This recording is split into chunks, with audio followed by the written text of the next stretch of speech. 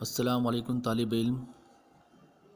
آج ہمارے جو کنٹینٹ کا عنوان ہے وہ نظم جدید اور اس کا آغاز اور ارتقا ہے۔ اب ہم جب نظم کو پڑھتے ہیں اور نظم کا جب نام آتے ہیں تو سنتے ہی شاعری کا خیال آتا ہے۔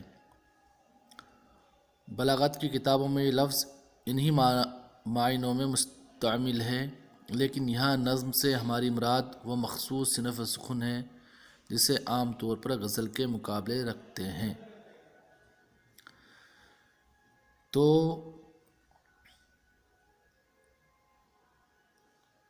غزل کے مقابلے میں ہم جس صنف کو رکھتے ہیں وہ نظم کہلاتی ہے۔ نظم کے لغوی معنی موتی پرونے کے ہیں، یعنی ایک لڑی میں موتیوں کو پرونا۔ نظم اگر اصطلاحاً میں ہم دیکھیں تو کلام موضوع کو نظم کہتے ہیں، اس لیے کلام میں جتنی شکلیں ہیں، مثلاً غزل، رباعی، قصیدہ، مثنوی، مرثیہ، سبھی نظم کی تعریف میں آ جاتے ہیں۔ اگر ہم جب اصطلاحاً میں کلام میں موضوع کو تو نظم کہتے ہیں، لیکن اس لیے کلام موضوع کی جتنی بھی شکلیں ہیں، جس میں غزل بھی ہے، رباعی بھی ہے، قصیدہ، یہ سب نظم کی تعریف میں آ جاتے ہیں۔ نظم کو ان سب سے امتیاز دینے کے لیے نظم جدید کا نام دیا گیا، جس کا مطلب یہ ہے کہ وہ اشعار جو موضوع، مسلسل اور مربوط ہو اور کسی خاص عنوان پر لکھے گئے ہو۔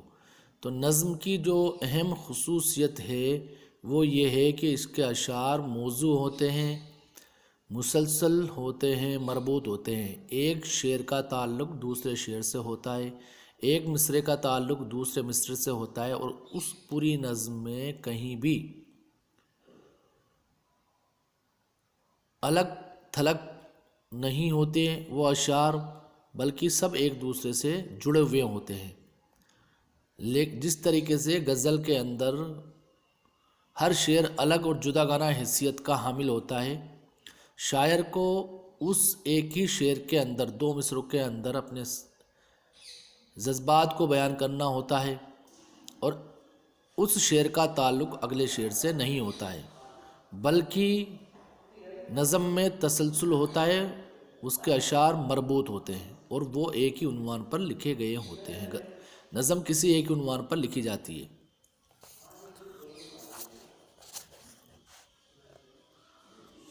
یوں تو قدیم دکنی شعراء اور بعد کے دہلوی شعراء کے یہاں قطعات کی صورت میں نظم کی مثالیں مل جاتی ہے، مگر حقیقت میں باقاعدہ نظم نگاری کا آغاز اکبر الہ آبادی سے ہوا۔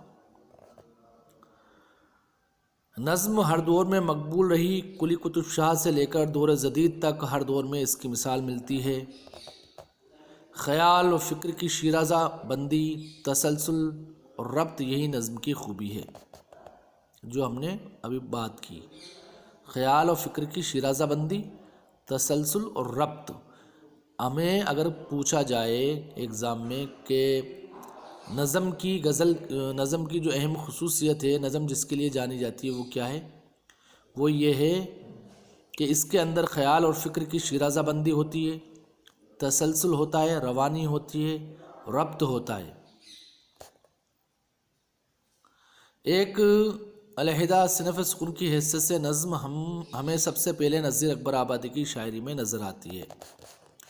نذیر کی نظمیں ہی اس کی بہترین مثال ہیں۔ تو سب سے پہلے ہمیں جو نظم کے جو نقوش نظر آتے ہیں وہ نذیر اکبر آبادی کی شاعری میں دیکھنے کو ملتے ہیں۔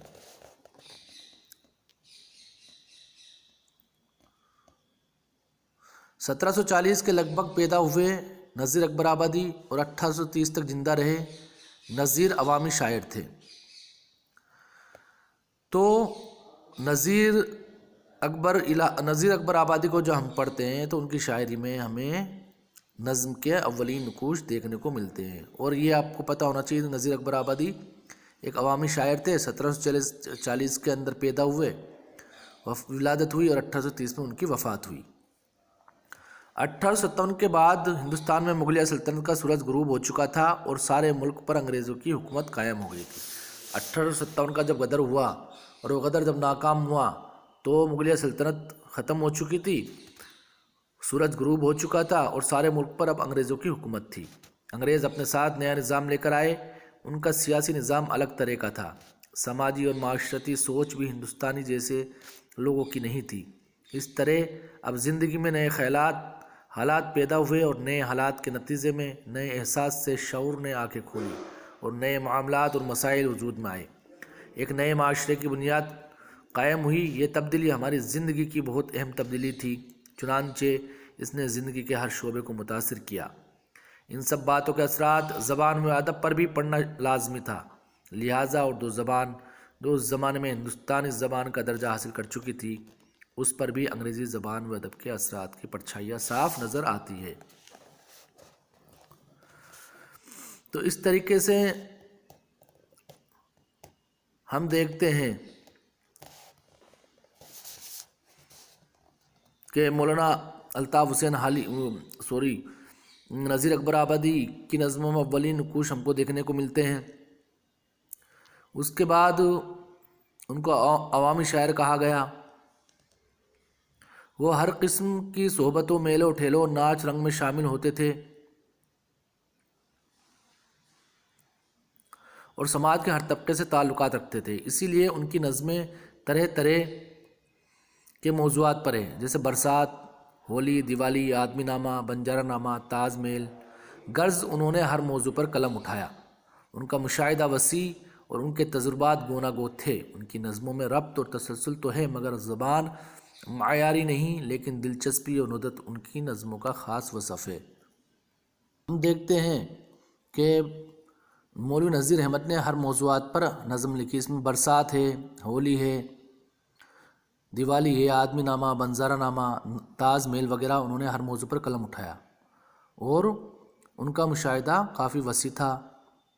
ان کی نظموں میں ربط اور تسلسل ہم کو دیکھنے کو ملتا ہے، لیکن ان کی زبان کیا معیاری نہیں تھی، لیکن دلچسپی اور ندرت ان کی نظموں کا خاص وصف ہے۔ پھر بھی دلچسپی ہے، ندرت ہے، جو قاری کو متوجہ کرتی ہے، قاری کو نظم پڑھنے پر مجبور کرتی ہے، وہ سب چیزیں ہمیں نذیر اکبر آبادی کی نظموں میں دیکھنے کو مل جاتی ہے۔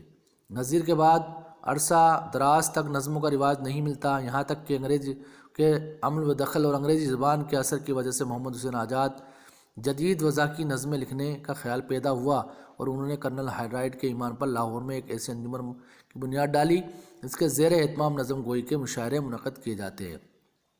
تو نذیر اکبر آبادی کے بعد ہم دیکھتے ہیں کہ 1857 غدر ہوتا ہے ہندوستان میں، وہ ناکام ہو جاتا ہے، مغلیہ سلطنت کا سورج غروب ہو جاتا ہے اور سارے ہندوستان پر انگریزوں کی حکومت قائم ہو جاتی ہے۔ تو جب انگریزوں کی حکومت قائم ہوتی ہے تو انہوں نے زندگی کے ہر شعبے کو متاثر کیا۔ ان کی الگ سوچ تھی، ان کے الگ حالات تھے، ان کے خیالات الگ تھے، اور ان سب کی بنسبت احساس نے، نئے شعور نے آنکھیں کھولی، نئے معاملات اور مسائل وجود میں آ گئے، ایک نئے مشاعرے کی بنیاد قائم ہوئی۔ یہ تبدیلی ہماری زندگی کے بہت اہم تبدیلی تھی۔ تو اس کے بعد پھر محمد حسین آزاد کی ہم بات کرتے ہیں کہ انہوں نے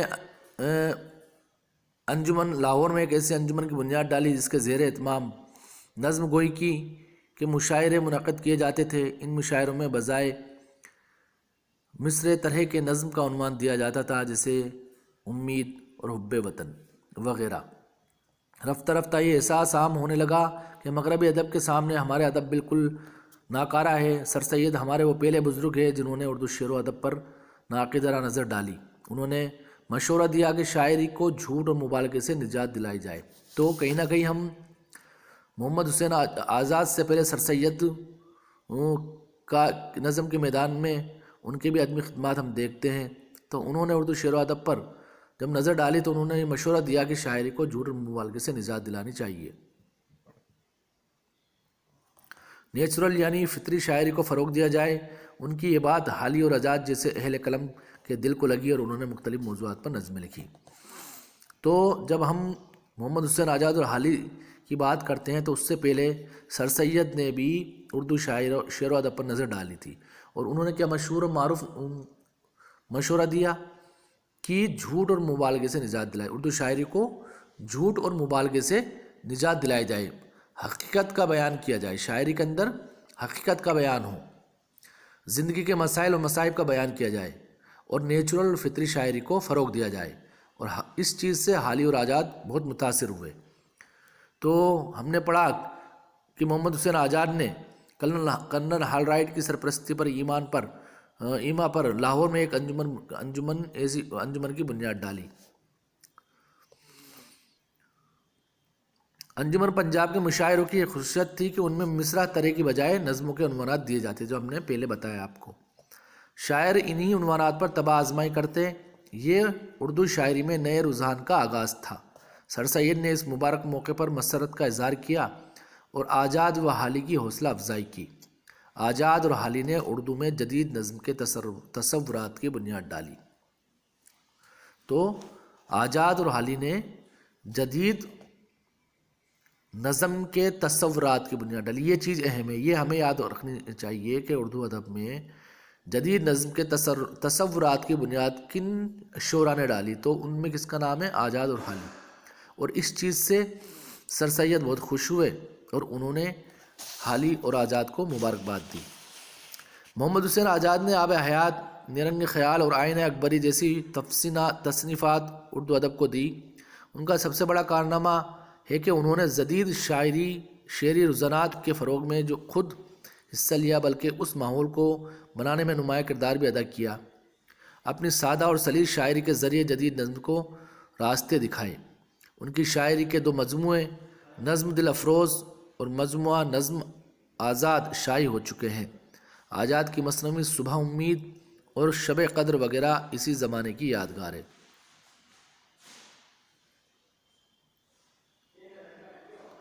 تو اس طریقے سے ہم محمد حسین آزاد کی تصنیفات کو جب دیکھتے ہیں تو ان میں ہمیں جدید شعری رجحانات کے فروغ میں حصہ لینے کا کام وہ کرتے ہیں، اور ہمیں یہ پتہ ہونا چاہیے کہ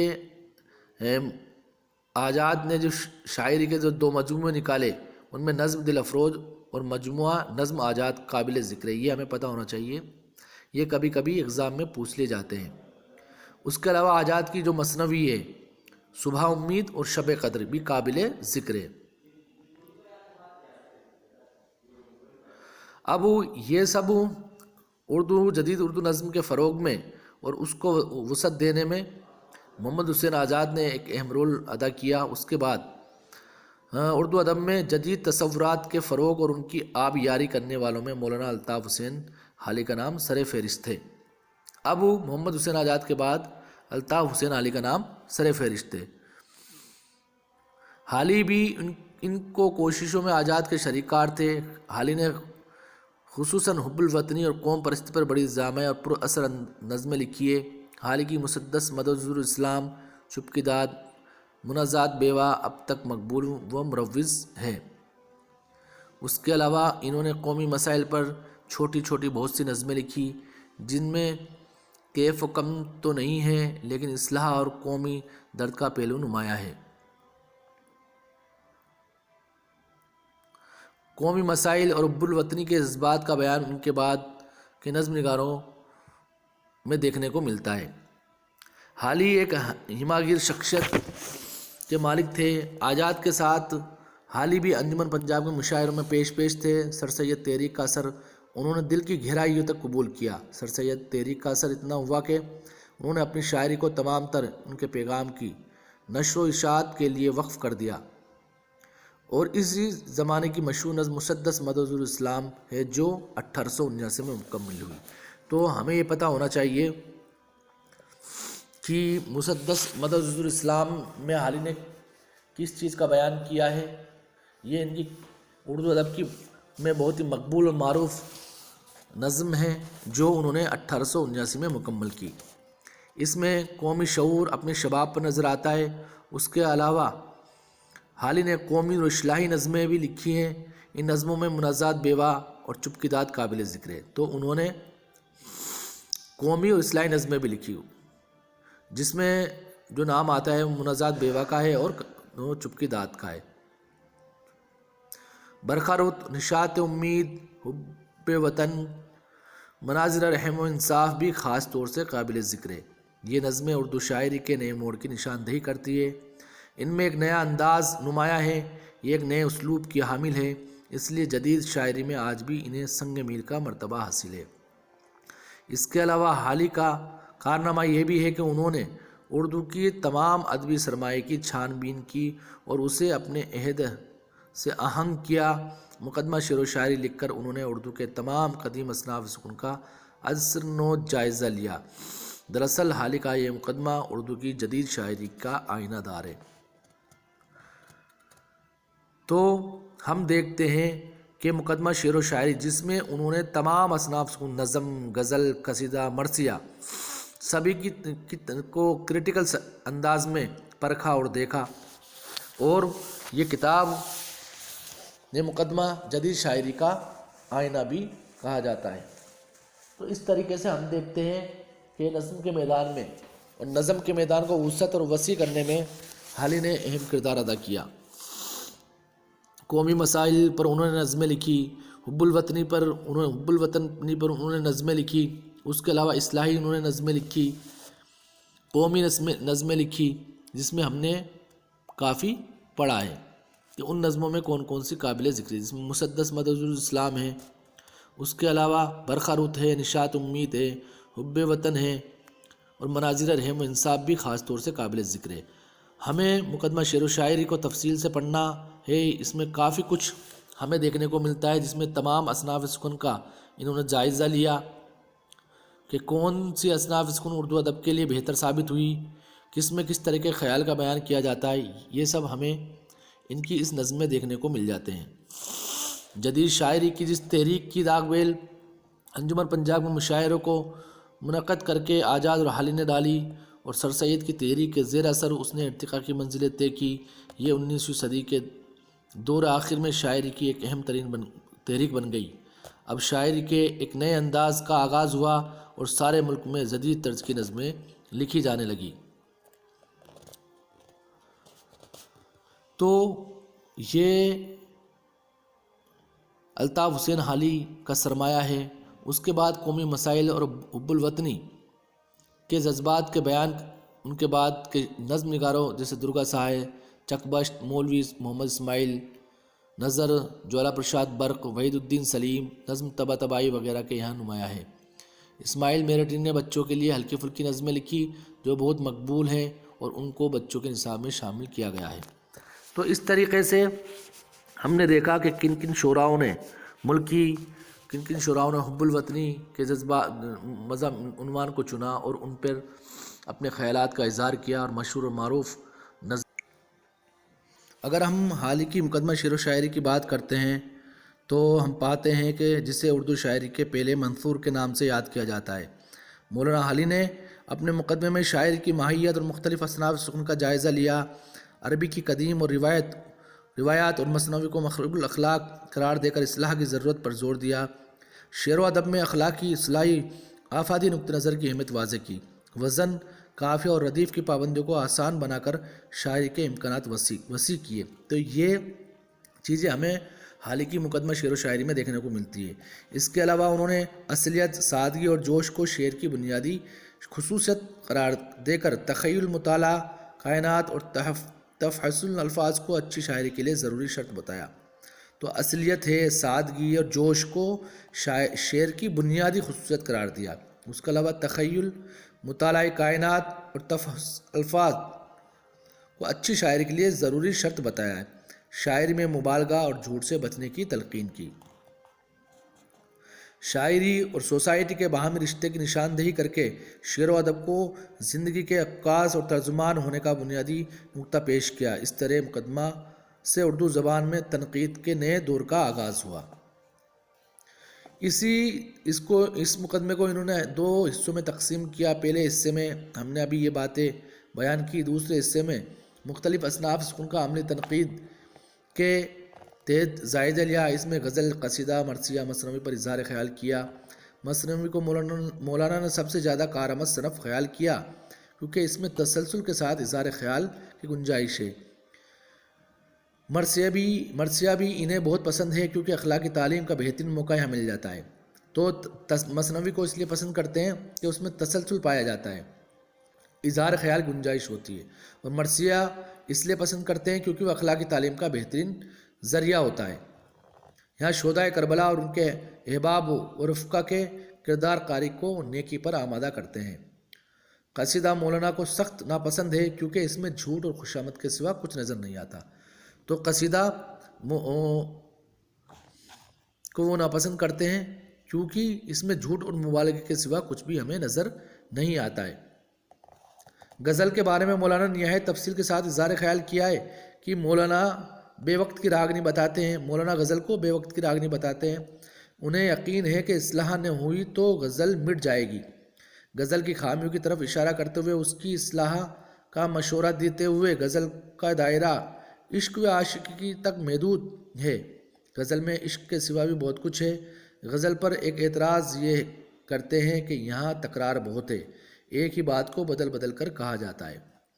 تو انہوں نے کہا کہ غزل کی اصلاح کی ہمیں ضرورت ہے، اگر ہم نے غزل میں اصلاح نہیں کی تو غزل مٹ جائے گی۔ تو اس طریقے سے ہم نے جدید نظم سے متعلق گفتگو کی، جس میں ہم نے نظم کے لغوی معنی، اس کے علاوہ ابتدا میں اس کی شروعات ہمیں کن کے کلام میں دیکھنے کو ملتی ہے، اور حالی اور محمد حسین آزاد کی خدمات کا ذکر کیا۔